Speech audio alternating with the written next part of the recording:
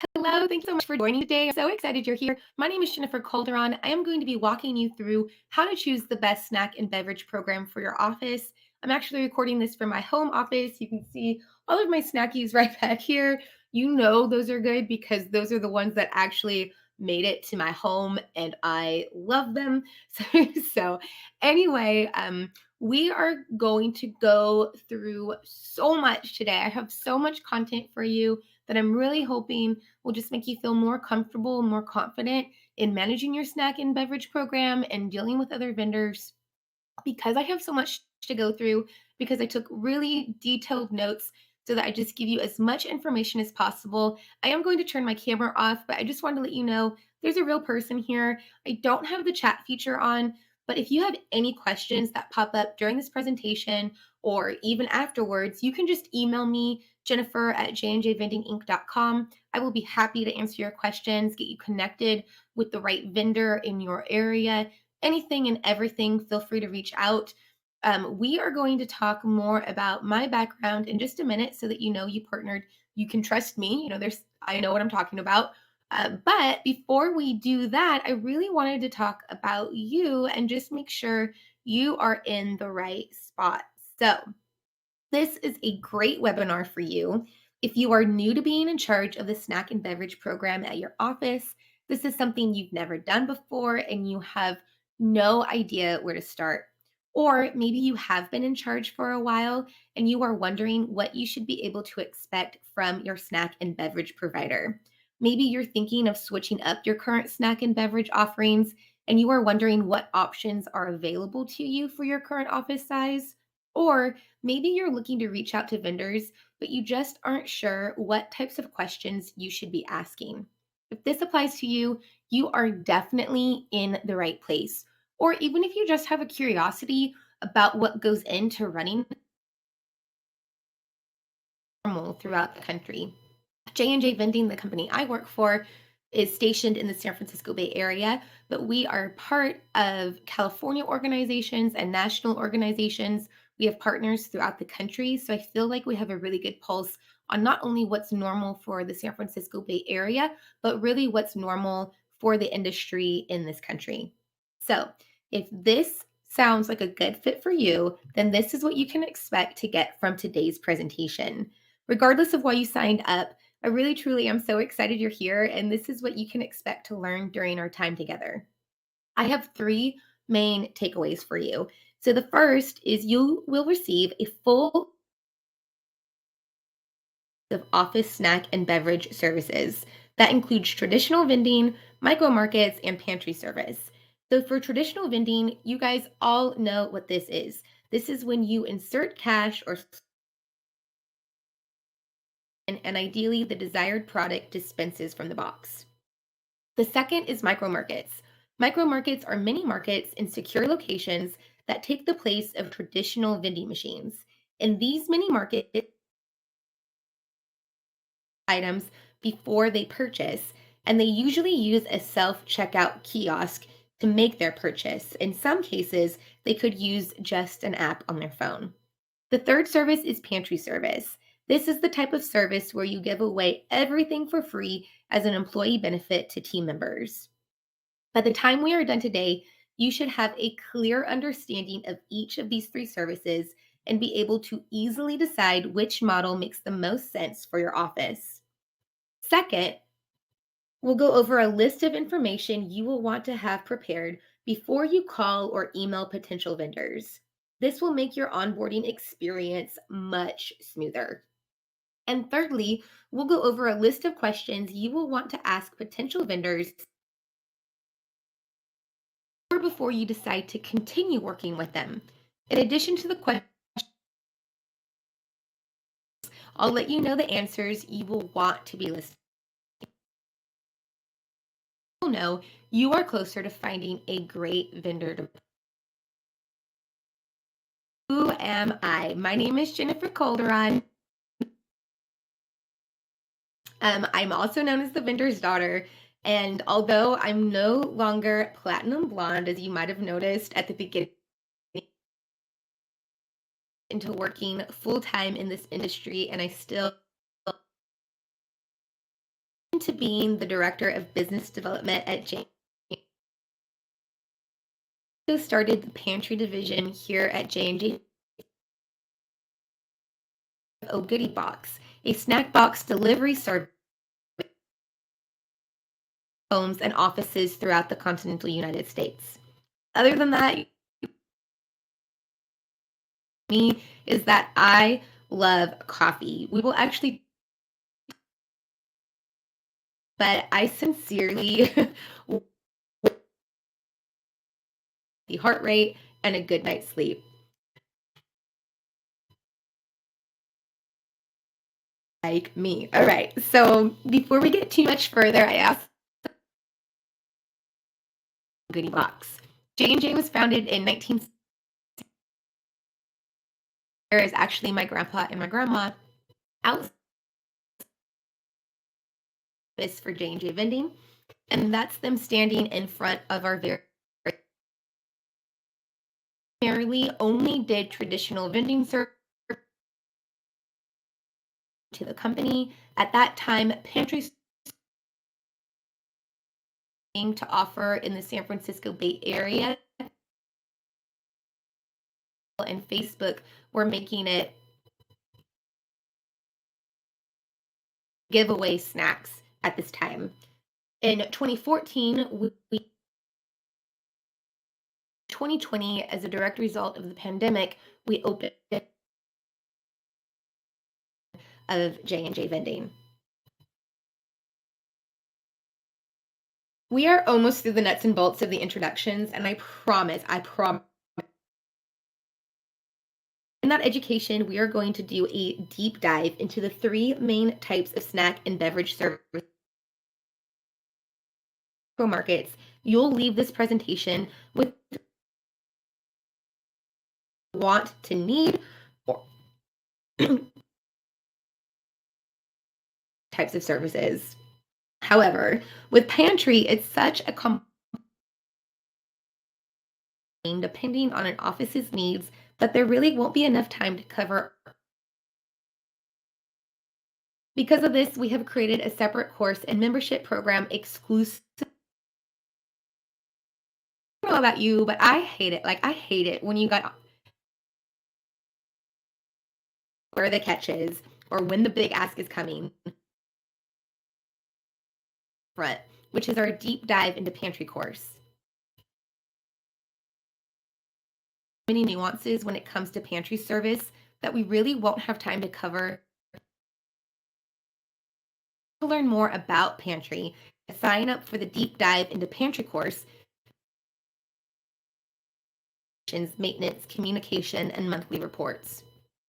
With budget, I'll show you how to decide what to budget and how you and or your vendor can keep that budget. With menu, this is by far the most popular topic when it comes to pantry service.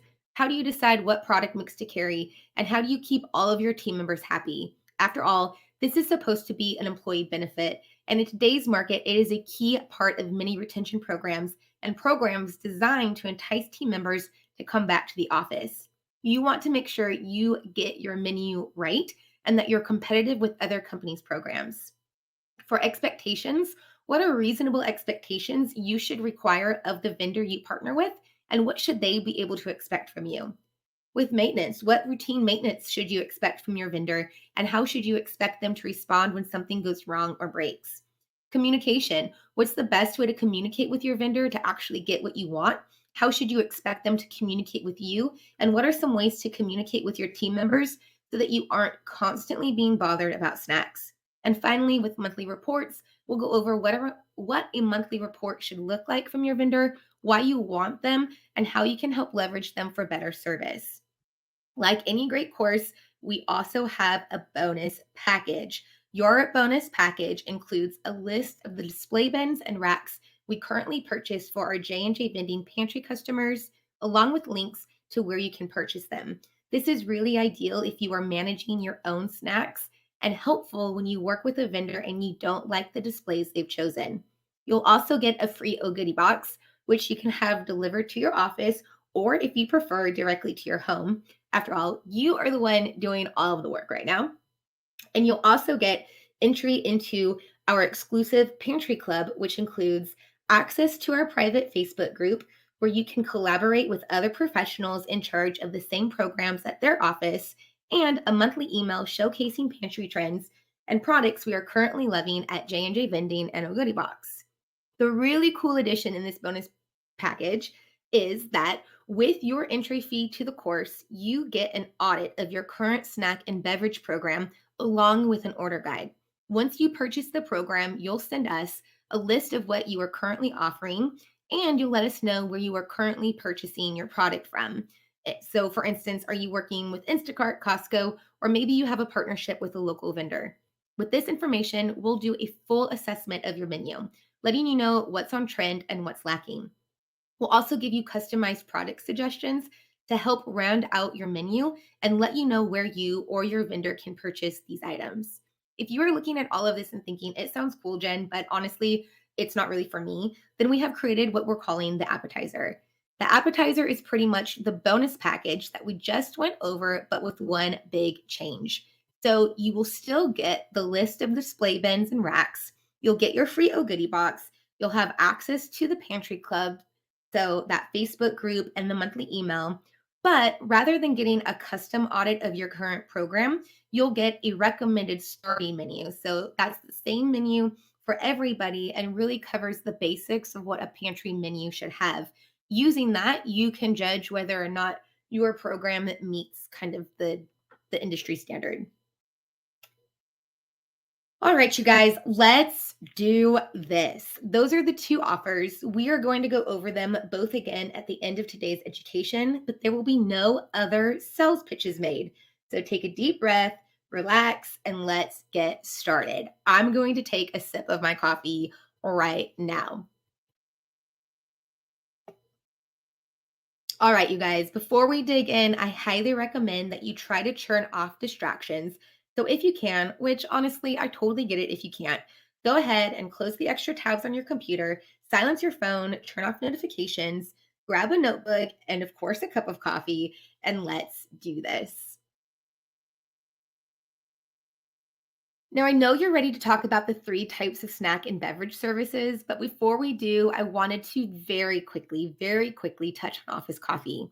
If you are not currently offering free coffee, tea, and filtered water to employees, stop everything, including this presentation, and start there. A coffee and tea service is the very first and arguably the most important step in building a great office snack and beverage program. Coffee is one of the cheapest employee benefits with one of the greatest perceived rewards. In other words, you don't have to spend a whole lot of money for your team members to feel appreciated. Office coffee is so important, it really could have its own course. But since I don't have a course, here's a quick overview to give you enough information to get started. There's three main types of office coffee equipment: air pot brewers, single cup brewers, and bean to cup machines. They each could stand alone or be paired with each other to create a coffee program that fits your office's unique needs. If you aren't sure which would be best for your office, here is a quick bird's eye view of the three. Airpot brewers, those are the brewers make 12 cups of coffee at a time and pour coffee directly into insulated dispensers. We call them airpots. These brewers are best for offices where you are going to have a lot of people on break or at an event at one time. Single cup brewers, I'm sure you're familiar with these. These are Keurig, Flavia, and espresso machines. These are all single cup machines and utilize a pod of some kind to encapsulate coffee before it's brewed. These type of machines are great in lobbies, conference rooms, or in offices where you might not have a large flow of people on any given day. And bean to cup machines, you guys, these machines are the high end of office coffee service. They grind beans fresh with each cup, make fancy beverages like mochas and cappuccinos, and are designed for large volume areas. So you want to make sure you have a minimum of 75 full-time employees on location before placing one. If you still aren't sure which type of coffee service would best fit your office needs, we have a quick quiz you can take to help you make that decision. You can find it on our office coffee page at jnjvendinginc.com, but we'll also include it in a link in your email. At last, we are here. you have a coffee service in place, or at the very least, you plan on having a coffee service in place, and you are ready to learn all about snacks and cold beverages. Before we talk about these services as the unique individual offerings that they are, let's go over those details you are going to want to know before you reach out to prospective vendors. Although you can make the call before you know these details, knowing these details will help speed up the process and will likely make you feel more comfortable on the call. By the way, there is no right or wrong answer to these questions. Just do your best to answer honestly so that you get a service that can realistically meet your needs. For instance, if your office has 300 full time employees, but really only 10 people come to the office daily, when you get to the question, how many employees are on location every workday? Don't answer 300, answer 10. Remember, a vendor can always grow with you. So you can start with fewer pieces of equipment, a smaller budget, more realistic sales targets. And as you grow, you can add to your equipment and your budget to meet the greater demand. Although it can be tempting, you don't want to stretch the truth in an attempt to get a better quote or a different service. It really will just set you both up for disappointment. All right, so these are the questions you are going to want to have answers for.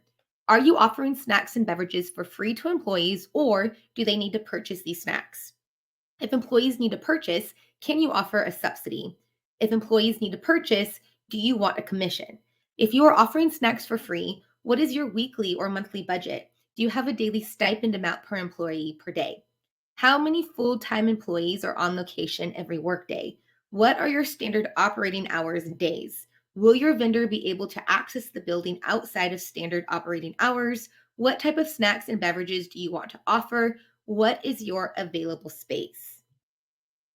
Now that you've done all of your prep work, you are ready to make the call to a potential vendor.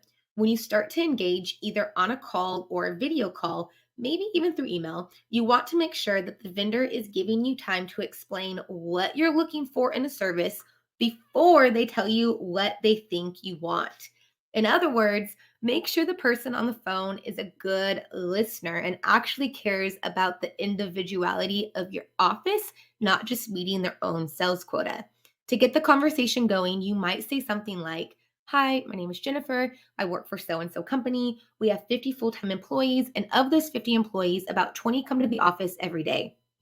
I'm currently ordering snacks and beverages from places like Instacart and Costco, but it's been difficult to keep up with the stocking, and I'd really like to partner with someone who can manage the reordering and the stocking for us.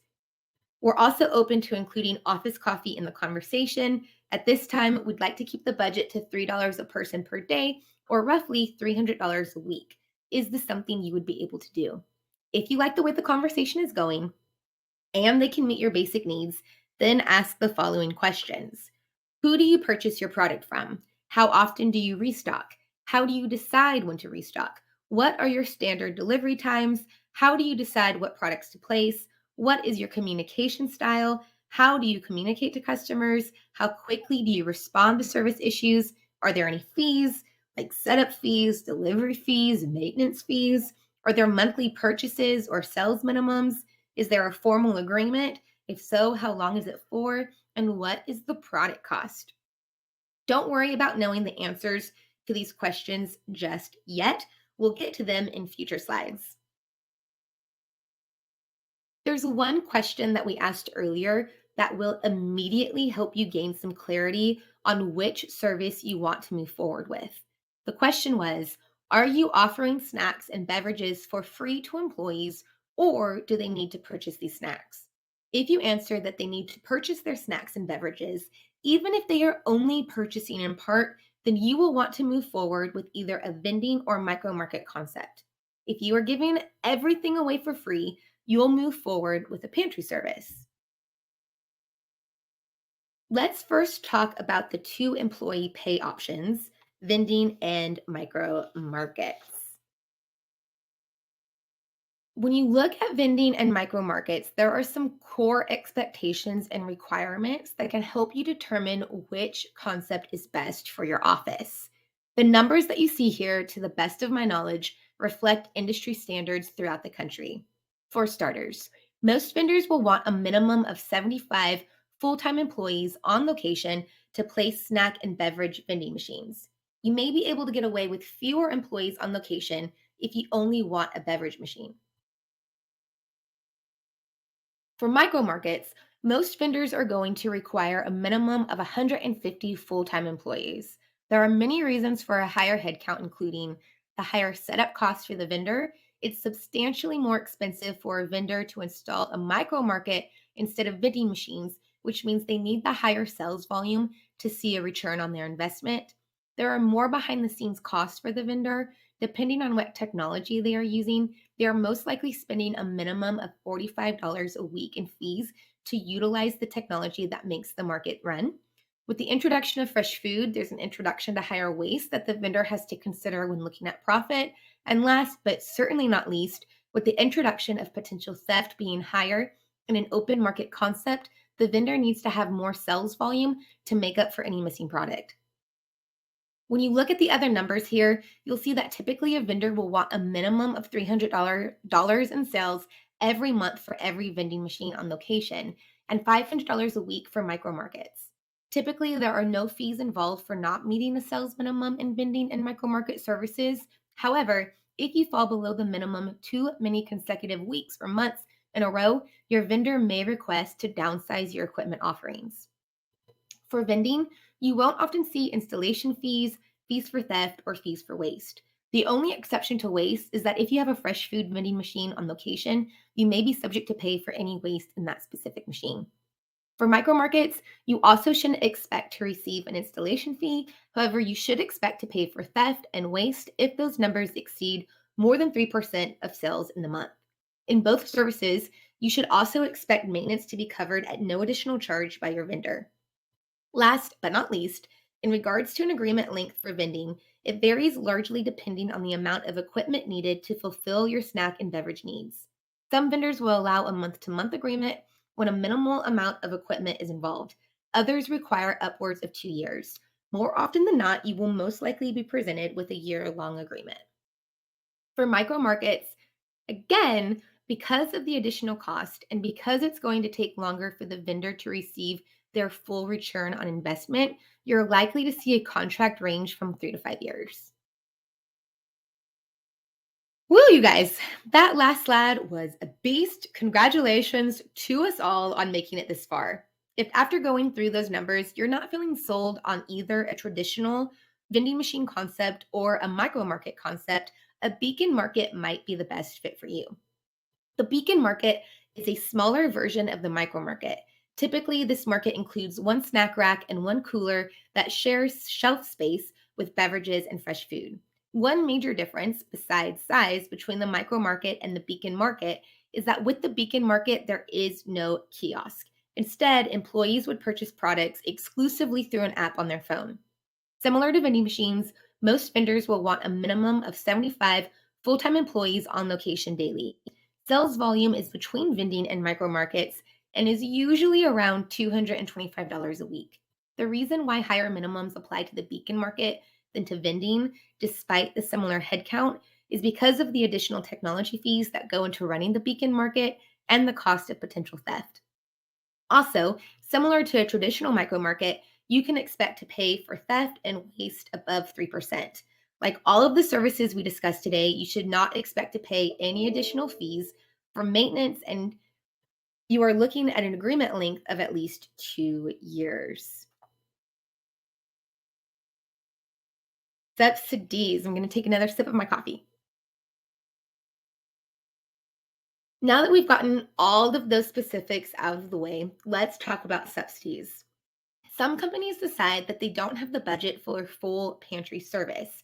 In other words, for one reason or another, they can't allocate enough funds to pay for completely free snacks and beverages. However, just because it's not in the budget to give everything away for free doesn't mean they can't offer something. There are three main ways a subsidy program like this can work. The first is a discounted VIN price, and the alternative option is a stored value card. The discounted bin price is exactly how it sounds, in that specific snacks and beverages, or all snacks and beverages, would vend at a value below retail value. For instance, if a 12-ounce soda normally vends for $1.25, but a company wants employees to be able to purchase the soda for 75 cents, they could pay the additional 50 cents on the back end every month. In this case, your vendor would issue a detailed sales report of everything that sold that month along with the invoice. The second subsidy option is a stored value card.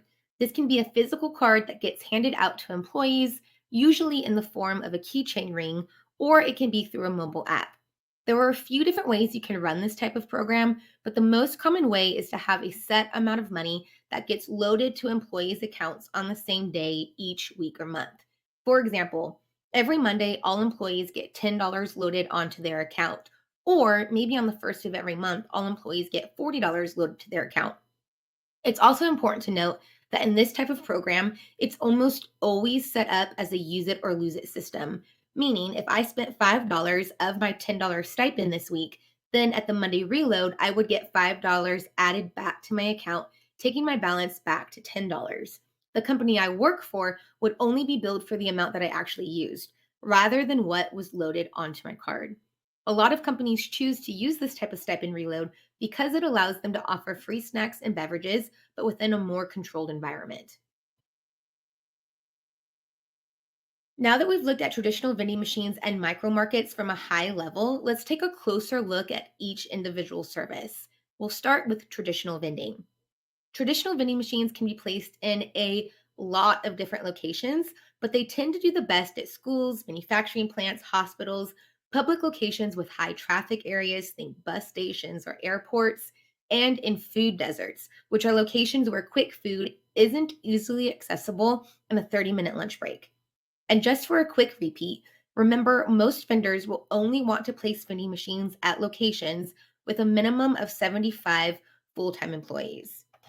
They'll also be looking for every machine they place to produce anywhere from $300 to $500 a month in sales.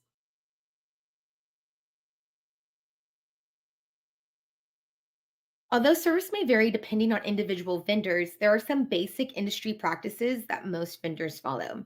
We've already discussed employee headcount and minimum sales, but one thing we haven't touched on yet is the idea of exclusivity. Most vendors are not going to want to share space with another vendor. There are a few different reasons for this, but they all boil down to the same thing. A vendor needs to make sure they are getting the return on their investment. The biggest profit maker for a vendor is beverages. So it's very unlikely that you will find a vendor who is willing to place a snack machine without getting the beverage business as well. Now, like everything in life, there are always exceptions to this rule. For instance, if you have a high traffic location like a baseball stadium, and as part of that, you have a deal with a large bottler who manages your beverage vending, there's a really good chance that a vendor will still want to come in and manage snack sales because the potential volume justifies the placement. Let's assume you have the proper headcount, you don't believe there will be any problems meeting the monthly minimum in sales, and you have no problem giving the vendor exclusive vending rights at your location. What then should you require of your vendor? First and foremost, you definitely need to require multiple forms of payment. Gone are the days where everyone carries cash. You do not want a customer or a team member who needs a snack or beverage to get to a machine and not be able to get their desired item because they don't have cash. Every vending machine at your facility should accept cash as well as credit and debit cards. If your vendor is up to date with the latest technology, they should also offer mobile payments. The next thing that you should require from your vendor is that they operate their business using a VMS, which is a vending management system. In the old days, and unfortunately in some instances today where a vendor hasn't bought into technology, a route truck would go out filled with product. Think a mini Costco on wheels. The route driver would drive to a predetermined location, park, walk to the vending machines, take a physical inventory with a notepad, then go back to the truck and grab product for the machine. There are multiple problems with this, but two of the biggest customer facing issues are one, depending on what stop you were that day on the driver's route, you are often forced to take the leftovers rather than get what your team members actually enjoy. For instance, maybe your team loves Diet Coke, but you were the driver's last stop of the day and all he had left was Diet Pepsi. So guess what? You get Diet Pepsi. The second problem is that without real time data to determine when a machine needs a fill, a vendor is left to guess and sets you up for a routine fill. This may work fine most of the year, but what happens if you had a special event or higher traffic than normal? If your machine is set up to get filled every 2 weeks, but it was wiped of its inventory in 2 days, then you are left 12 days with an empty machine. You 100% want your vendor to operate with a VMS. If it's within your power, do not settle for less. The next two things you should require are a minimum restock of at least once a month and that all service calls are responded to in person within 48 hours or 2 working days. Excuse me. There's a lot of room for discretion in those 2 points. Please know that these are bare minimum standards. If you have high traffic, if you have a high traffic facility, meaning your machine sells out of product within a week, you may need to require a minimum restock of once a week or even once a day. And in that same vein, you may need to move that service call response time to a 24-hour window. Or if you're a really high volume location, request same day service.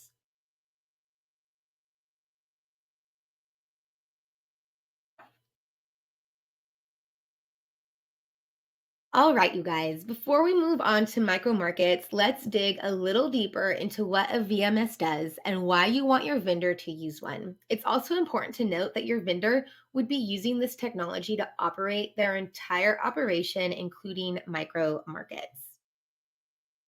So, what does a VMS actually do?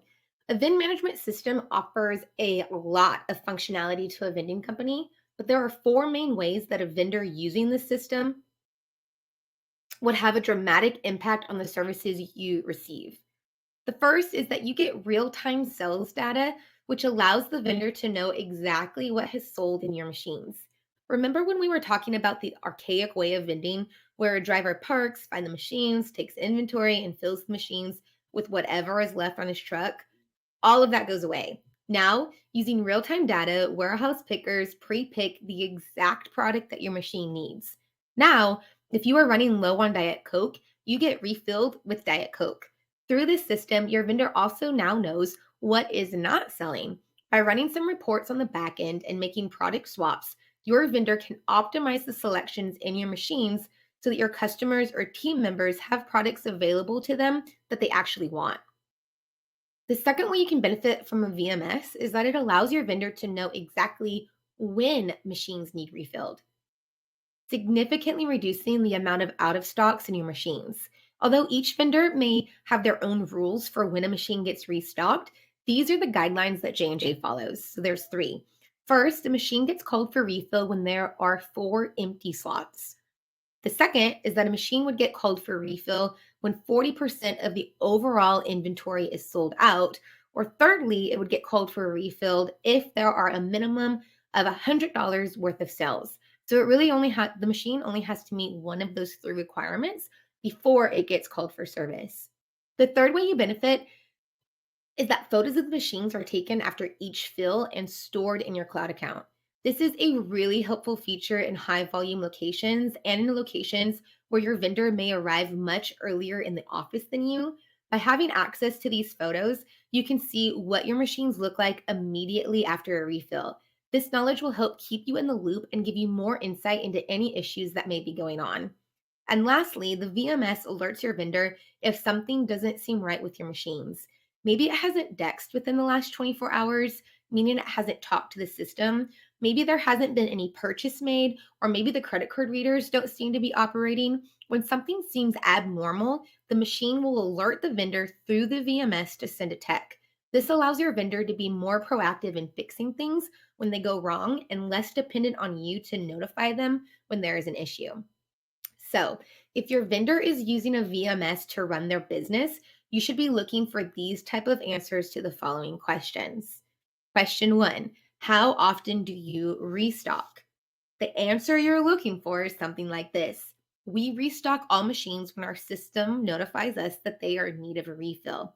We set certain parameters around this. For instance, if a machine has 4 empty SKUs or has sold more than 40% of its overall inventory, then we schedule a refill. Based on your headcount and projected usage, we would estimate that your machines will most likely need refilled once a week.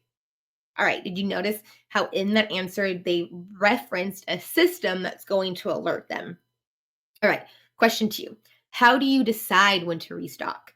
We schedule machines for refills when they have at least 4 empty SKUs, have sold a minimum of $100, or have sold out of 40% of their inventory. When a machine has met one of these requirements, it will usually take between 24 to 48 hours to get a refill scheduled. Question three: how do you decide what products to place? The answer you're looking for. Based on your location and demographics, we do offer a recommended starting menu. Of course, we're also happy to accommodate any specific request. After the first month of being on location, we'll run a sales report and make adjustments to your menu based on what is and what isn't selling. Speaking of menus, here's some sample menus just to give you an idea of what's really popular and trending right now in vending machines, especially here in the San Francisco Bay Area. The the menu on your right is an example of a Coca-Cola vending machine. And then the snack is just a traditional snack machine without any regulations on it.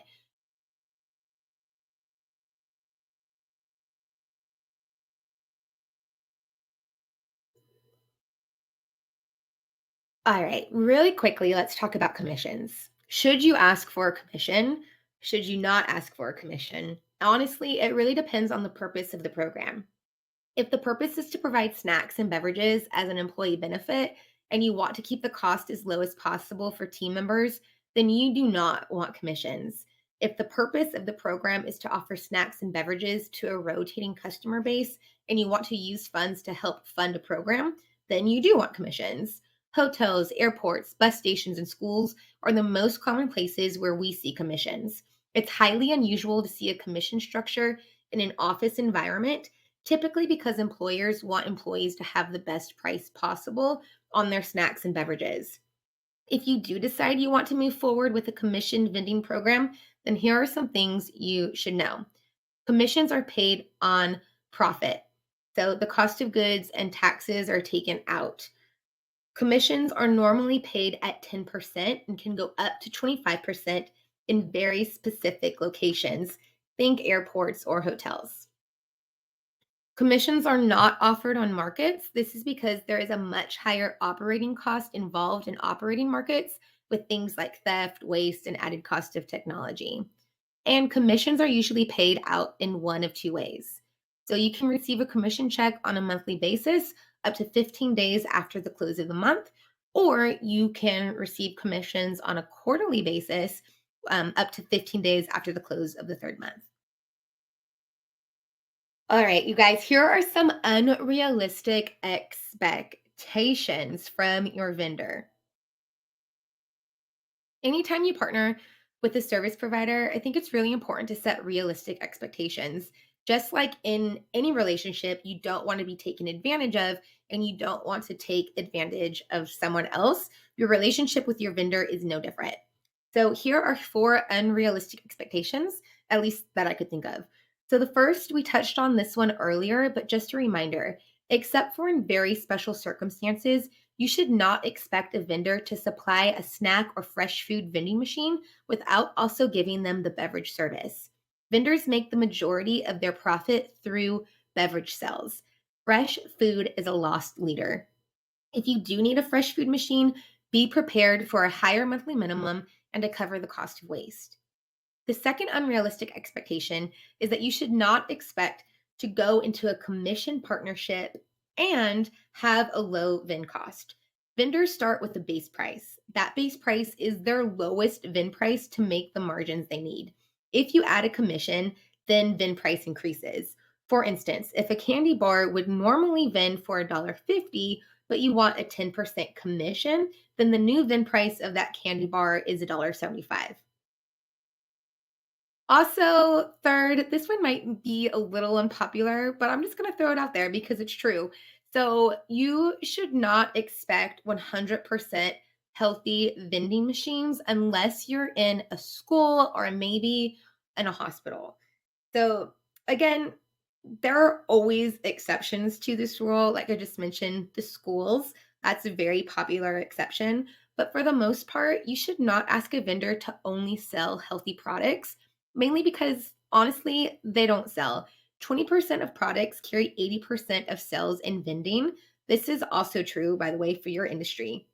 If you completely remove soda, candy, and chips from your vending program, your vendor won't be profitable and you most likely won't have the best employee experience. And the fourth unrealistic expectation is to have competing beverage brands in the same machine.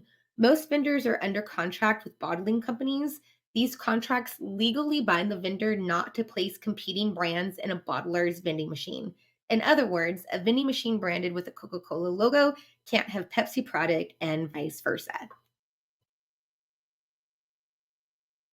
If you stuck it out this far, I'm so grateful for you. I also want you to know that you are definitely on the downhill slide. At this point, you've gone through 25 slides and you only have about 8 left of active learning.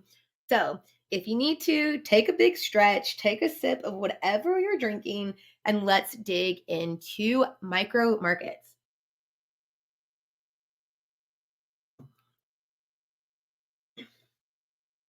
Excuse me. As a quick overview, here are some ideal locations for micro markets. Secure office break rooms with no public access. It's important that micro markets are in a secure location because you want everyone who uses the market to understand how it works. AKA, you want everyone who uses the market to know that they have to pay and that the product isn't for free. And you need there to be consequences if someone does steal. Keeping your job is a really good reason not to steal a Snickers bar. Another great location is manufacturing and distribution centers. These locations are often open 24/7 or during hours that it wouldn't be safe to be out or where nearby operations aren't open.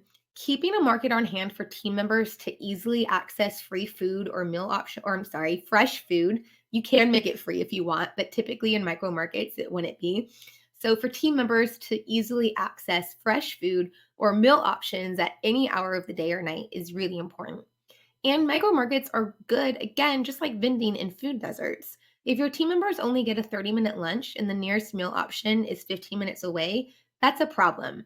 Keeping a market on location means employees can have a full meal and time to enjoy their break.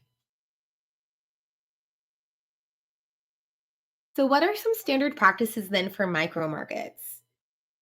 Although service may vary depending on individual vendors, there are some basic industry practices that most vendors follow, and they are very similar to the requirements we discussed in vending. We just discussed the 150 full time employees and the minimum sales of $500 a week. And just like vending, a vendor is going to want the exclusive rights to provide snack and beverage services at your location. No vendor wants to invest $10,000 on a micro market just to compete with a vending machine from another vendor down the hall. So, then what should you expect from your market provider? With vending, we set a minimum service of once a month. With micro markets, your vendor should be on location at least once a week. With the introduction of fresh food, you want to make sure that someone is on location no matter how low sales might be, at least once a week to make sure all product codes are still good. Service calls on micro markets are typically more time sensitive than those on vending machines.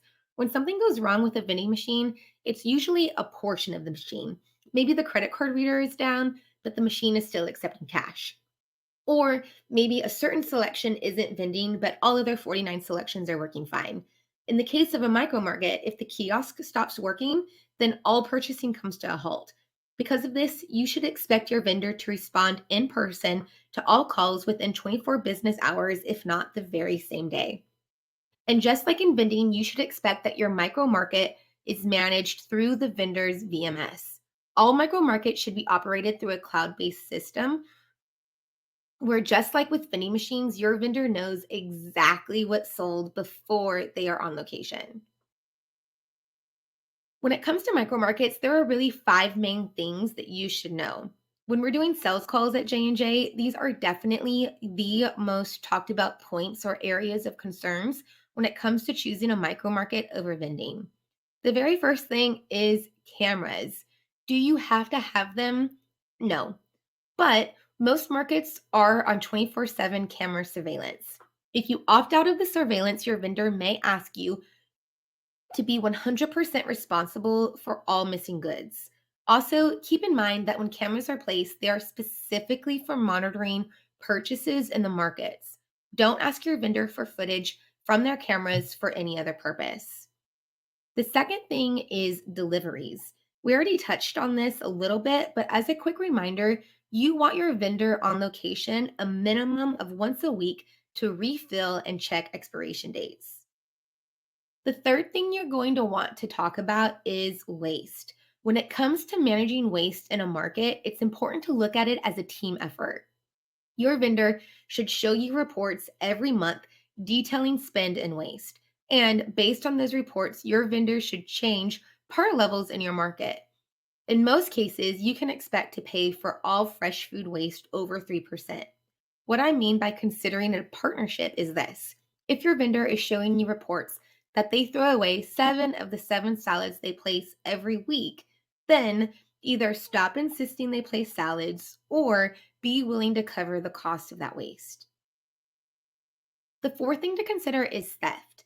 Just like with waste, managing theft in a micro market needs to be a joint effort. And when people are caught stealing, there need to be consequences. If theft is not addressed, or if it is being addressed but continues to be an issue, your vendor will most likely have written it into their contract that they can replace the micro market with a set of vending machines. The fifth thing to consider is restocking. Items are restocked on a par system. When inventory reaches a certain point, for instance, 5 out of 10 items have sold, the system reorders the sold inventory. This is one reason why it's really important that all items are paid for through the proper channels. If any item is taken but not paid for through the kiosk, then the system has no reason to believe it needs replaced. If it doesn't know it needs to be replaced, then it can't call for that item, and your market will start to look sad and so empty. Before we get into pantry service, I'd like to shift gears just a little bit and discuss suppliers. If you ask your vendor where they get their supplies from, you don't want their only answer to be Costco or Sam's Club. There's a few reasons for this. One, your selection will be much more limited as the vendor is at the mercy of whatever those stores are currently stocking. The second reason is a lot of times items from those stores aren't individually packaged for resale, which means they aren't properly packaged to be displayed in a vending machine or micro market. And third, it's usually a sign of a pretty small operation. And I don't mean like a small family owned business, I mean like a guy who does this on the side of his 9 to 5 to make a little extra cash. Although there's certainly nothing wrong with a side hustle, you don't want your vendor to be busy during normal business hours or too tired at the end of a workday to come take care of your needs. Instead of Sam's Club or Costco, you should hope to hear any of these names instead: Vistar, Unify, Kihi, Frito Lay, any major bottler like Coca Cola, Pepsi, Dr. Pepper Snapple Group. This becomes even more important as we go into pantry service because these items are given away for free as employee benefit. As an employee benefit, you will go through a higher rotation of product on a monthly basis. If someone has eaten the same cookie for 30 days, they most likely will want to try a new cookie on day 31. In contrast, if the same cookie had been available in a vending machine or micro market, that employee may have only had that cookie twice in the last month and won't be sick of it come month 2. All right, it's time to talk about my favorite service, pantry service. This is the service where employees choose to give away snacks, beverages, and usually fresh snacks. Think hard boiled eggs, string cheese, yogurts to team members as an employee benefit and as part of an employee retention program. The most common place to have a pantry service is in a secure office location, meaning a location where only your team members and guests have access to the free snacks provided. There are a few exceptions to this, and although pantry service can be provided anywhere you'd like to give away free snacks and beverages as part of a hospitality program, the most common use is in office buildings. There are two types of pantry services. Sorry, I skipped a little too far ahead. There are two types of pantry services: there's full service and then partial service. So, with full service, Your vendor completely manages your menu and restock levels. In this instance, you do not need to place your own orders. Your vendor is most likely on location multiple times a week and learns your usage level to ensure your shelves are full and you are staying within budget. The second is partial service. In this situation, usually for smaller offices or offices working with a hybrid schedule, you would work more closely with your vendor, maybe placing an order for the product you need as needed or sending in photos before your next restock date. In both instances, your vendor would do the restocking for you, being sure to stock first in, first out, and you would have a dedicated account manager who oversees your account, notifying you of any out of stock, substitutions, and meeting with you on at least a monthly basis to discuss the services provided. For a full service vendor, you are looking at having a minimum of 40 full time employees on location or a weekly budget between $600 and $1,000. When it comes to partial service, it's less about how much you spend per week and more about how much you spend per delivery. Most vendors will want an order between $300 and $500 to stop the truck and spend time restocking.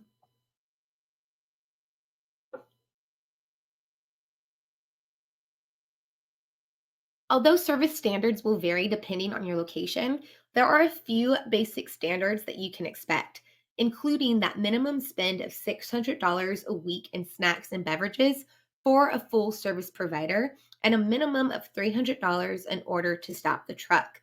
The reason why it's usually at least $600 a week is because in order to do a full service pantry program, you're going to want your vendor to be on location at least twice a week to get really good at projecting what your usage is going to be.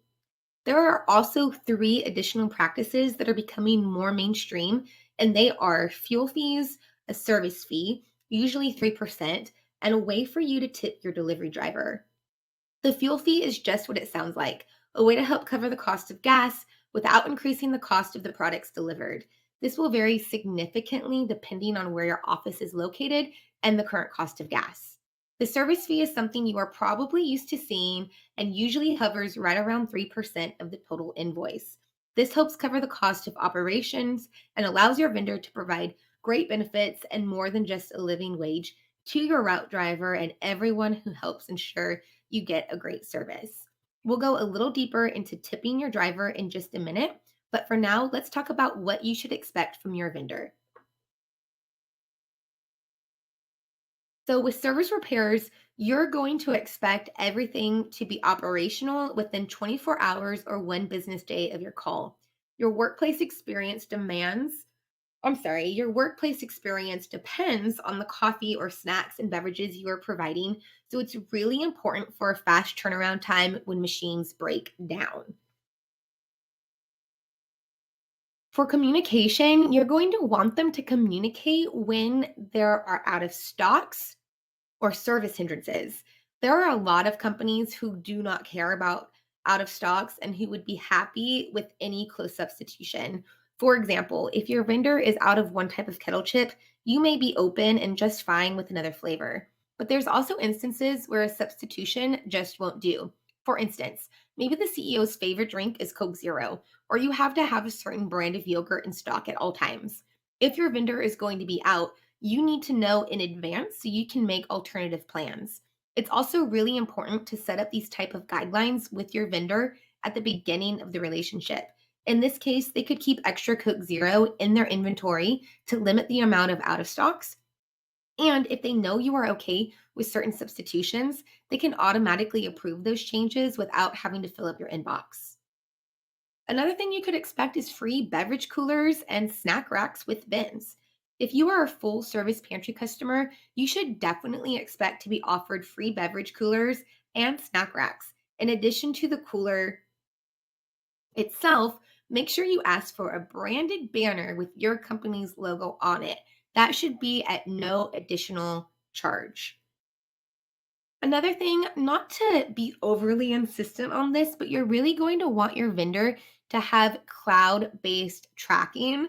In other words, a vend management system of some kind.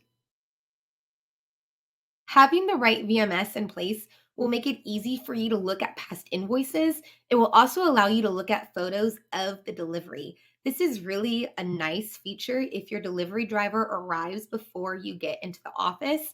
And if you are placing your own order, having a VMS is going to make that easier because a lot of times you can just duplicate your order from last time and then delete or add on as needed. You're also going to expect monthly reviews. In these reviews, your vendor should be able to show you a detailed synopsis of all the items that were placed that month. They'll show you how the budget is looking and they can make any menu suggestions. What should you remove? What maybe should you add? What's popular? What's not? And you definitely want to make sure your vendor has a robust menu selection. We touched on this earlier when talking about your vendor's suppliers. In a pantry service, you will have a lot of staple items, but because these are items that are available to your team members at no charge, you'll also want to keep a healthy rotation of product so that the snack program doesn't become too stagnant. A quick note on tipping drivers. Tipping drivers in the vending industry is a pretty new concept. However, you probably are already used to tipping your delivery drivers from other platforms like Grubhub, DoorDash, Instacart, even Walmart. In fact, here are some breakdowns of how tipping works with these delivery platforms. Grubhub recommends a minimum of a 10% tip for their delivery drivers. DoorDash etiquette suggests no less than a 10% tip for their delivery drivers, and Instacart recommends a 5% tip for their shoppers. In most of these cases, the driver making these deliveries was able to pull up to a store, grab the product, and drive it to your location where they ended up just dropping the product in a lobby or at a front desk.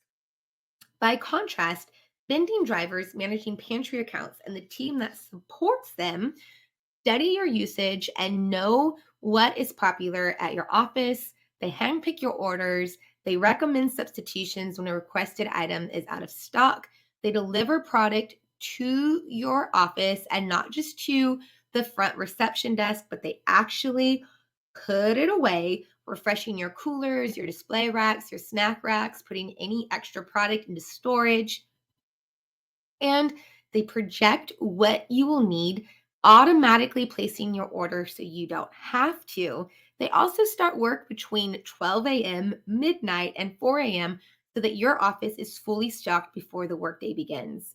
With all this in mind, J&J automatically places a 2% driver tip on all pantry orders with a minimum of a $10 gratuity and a maximum of a $25 gratuity per order.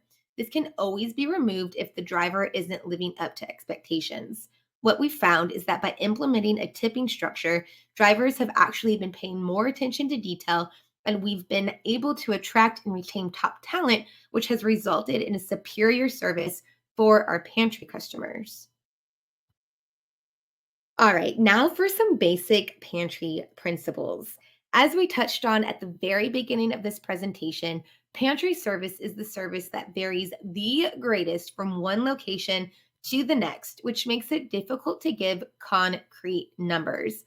But as a point of reference, here are some guides. The average daily spend on pantry service ranges from $2 to $10 per employee per day. Now, I know that is a really big range. And that's a frustrating statistic, especially even on the sales side.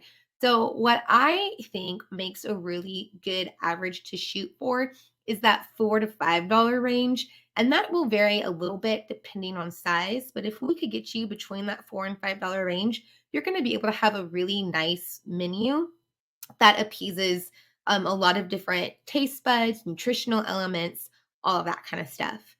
And again, typically your vendor will want a minimum of $300 in product sales per stop. If you want a full service provider where they manage your inventory and stock so that you don't have to, you can expect to spend a minimum of $600 a week in product sales. And again, that's because you're going to want your vendor to be on location at least twice a week. Some other pantry principles and just some basics that you want to consider. If you want to manage your own inventory, your vendor should definitely allow you to place your own orders and then they deliver based on the timeline of the order when it was placed. Typically, you're going to want to place your order 2 days in advance of delivery so that they have time to process the order, take it in the warehouse, and get it on a truck. If your vendor is on location daily, you should not need a back stock of product. So do not let them fill you up with product if you don't want that. In some cases, vendors will take advantage of a situation and overstock a back fill room. But if they're there every day or multiple times a week and they're doing their job correctly, you should not need a backfill again, unless you have a specific reason at your office for wanting that. And if possible, you'll want to assign an access key card to your designated driver so they can access the building before your workday begins. One of the really great things about having a vending provider is that they can fill your office up with snacks and all the goodies before you ever get on location. All right, you guys, you've done it. You've made it to the end. Where, of course, we're going to remind you that if you want more on the pantry course, then we have a program for you. You can sign up for the pantry course for $179. I was trying to go through my notes very quickly here so I could remind you succinctly of all the things that you get with that program. Well,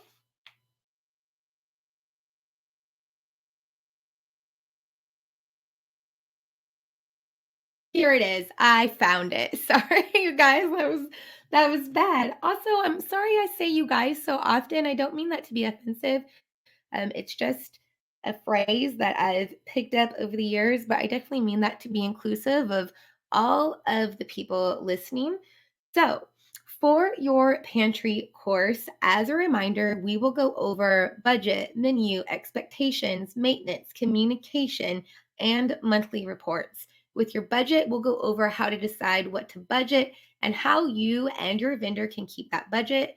With your menu, the most popular topic, we'll go over how you decide what product mix to carry and how to keep all of your team members happy.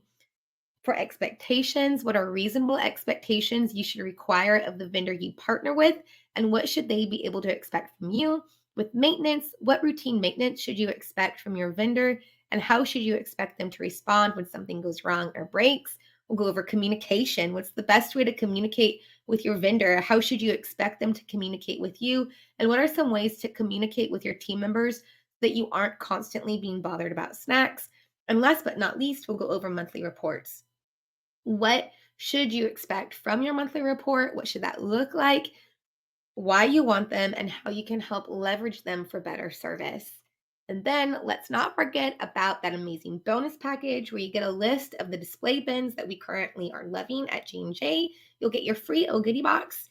You'll get access to the exclusive Pantry Club, which comes with our private Facebook group and a monthly email showcasing pantry trends and products that we are currently loving. And the really cool addition, my favorite part, was that very specialized audit, customized audit of your current snack and beverage program. And then again, if that wasn't a good fit for you, you can get that bonus package with the one little tweak. Instead of getting a customized menu, we'll get you just a generic recommended starting menu, and you get the display list, the free O Goodie box, entry into the pantry club, and that recommended starting menu for $99. If you are in the San Francisco Bay, of course, absolutely, of course, we at J&J Vending would love to work with you. Our service territory really covers as far south as Gilroy, as far east as Dublin, north Richmond, San Francisco, and we go out west to Half Moon Bay as well. But I have partnerships with vendors throughout the country, not just where the stars are on this map, but throughout the entire nation.